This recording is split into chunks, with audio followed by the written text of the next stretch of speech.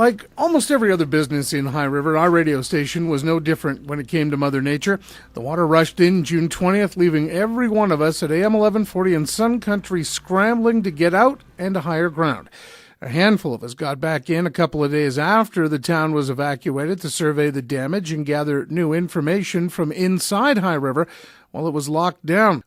We took the opportunity to scavenge what equipment we could so we could continue to broadcast out of our Okootoks studios during the course of the evacuation and rebuild. Now, almost a year later, work has begun to get us home. Our engineer, Vern Moores, who worked wonders to keep us on the air during the flood, is overseeing the rebuild. Not only do many of us work in High River, but the vast majority of the voices you hear on the radio and faces you see at events around town call High River home and have for decades. AM 1140 morning show host Charlie Brown says being away for so long has been tough on us and the listeners. When you're actually in the community, when we get to the community, we'll be able to have a face, and the people will be able to have a face, and it'll be another turn in the sense of we're going down the right road. We're all coming back, and we're going to be there, like all of our other businesses that are downtown that have come back. We're coming back too, and we're going to be there with everybody, and we're going to make it happen. Sun Country Drive host Stephanie Hoff says she misses the little things of day-to-day life in High River. I'm really excited to be back home in High River, where you go grab your latte in the morning or whatever it is, and you see some friendly faces, and just be back in our community is really exciting. And also I'm really looking forward to a quicker commute.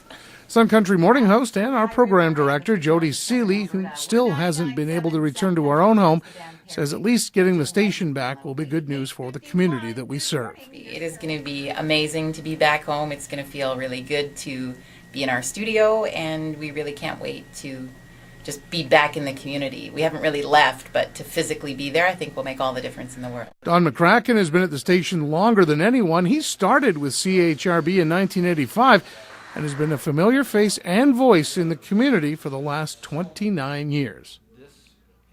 More than anyone, he knows what it means to have a local radio station in town and the immediate impact it has on the community. That's the biggest part of it, is being able to go to events, to go back to the radio station within just a few minutes, and being able to put together stories and to relay that information that we've gathered that day or that night, and make sure that people have that information as quickly as possible.